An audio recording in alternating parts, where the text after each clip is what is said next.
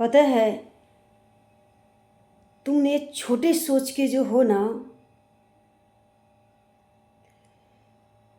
तुम लोगों से तो अच्छे वो गांव के लोग होते हैं, जहाँ पर अगर एक दूसरे गांव के लोगों से दुश्मनी भी होती है ना, चाहे वो कितना भी बड़ा दुश्मन हो, उसको अलग कर दिया जाता है हर चीज़ से, क्योंकि उसकी हरकतें कुछ ऐसी होती है। उसके बाद अगर गांव के अंदर कुछ भी बड़ा प्रोग्राम हो, ब्याह शादी ही लगा लो, तो जो गांव के लोग होते हैं ना, वो भी मर्यादा रखते हैं बाहर वाले लोगों की, कि अगर वो आएंगे तो क्या सोचेंगे, हमारे गांव का एक मोहल्ले को या एक परिवार को मोहल्ले में से छोड़ दिया, क्या संदेश जाएगा इस गांव से दूसरे गांव में। इसी को इंसानियत कहते हैं। मगर आज के माहौल ऐसा है, बात थोड़ी सी अटपटी भी हो सकती है। गली के कुत्ते होते हैं ना, उन्हें भी पता होता है ये इंसान हमारे ही मोहल्ले का है, उसको वो कभी नहीं काटते हैं। और यही अपने परिवार के लोग अपने को ही काटते हैं, यही सत्य है।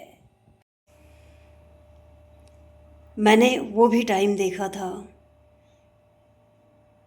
जब गांव के अंदर सब लोग एक साथ मिलजुल कर काम करते थे।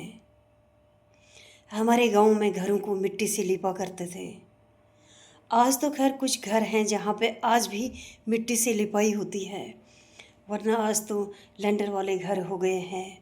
और मतलब होड़ लगी है लोगों में, हमारा भी मतलब घर में टाइल होने चाहिए, सीमेंटेड होना चाहिए। शायद तभी रिश्ते भी ऐसे हो गए हैं। मिट्टी के घर होते थे तो ईज़िली टूट जाया करते थे, जब कभी उनको थोड़ा और ठीक करना है, एक मंजिला और ऊपर बनाना है। और आज अगर सीमेंटेड जो घर होते हैं, उनको तोड़ने के लिए हथौड़े चलाने पड़ते हैं। ठीक ही तो कहा है, इस प्रकृति को जो आप दोगे ना, ये आपको वही वापस करती है। कहाँ गलत है? पहले मिट्टी के घर हुआ करते थे तो रिश्ते भी ऐसे ही हुआ करते थे। आज सीमेंटेड हो गए हैं घर, लैंडर वाले मकान हो गए हैं, तभी तो लोग भी इतने रूड हो गए हैं, बेदर्द हो गए हैं। तो हम जाया करते थे, मिट्टी लेने साथ में जाते थे, लकड़ी लाने तो साथ में जाते थे, किसी को हेल्प करनी है, मदद करनी है तो पैसा नहीं लेते थे, ऐसे ही उसके काम करते थे। उस दिन हम वही खाना खाया करते थे। कोई ऐसा नहीं है कि कई सारे पकवान बन रहे, बस आलू मूली की सब्जी और वो रोटियां और हलवा, हम कितने खुश होते थे। असली ना टाइम वही था, और सुखी टाइम तो वही था। आज तो लोगों में इतना जहर हो गया, इतना जहर हो गया, पता ही नहीं चलता है कि अंदर चल क्या रहा है। यही तो सत्य है। अगर आपको तकलीफ होती है ना, ऐसी ही तकलीफ दूसरों को भी होती है। वो लोग भी हार्ड मांस के ही बने हुए हैं, ना कि पत्थरों के बने हुए हैं। अगर तुम्हें कोई बात बुरी लगती है ना, तो दूसरों को भी बुरी लगती है। ये मत सोचो कि यार तकलीफ तुम्हें ही होती है, तकलीफ दूसरों को भी होती है। पर हाँ, उसका रीज़न क्या था?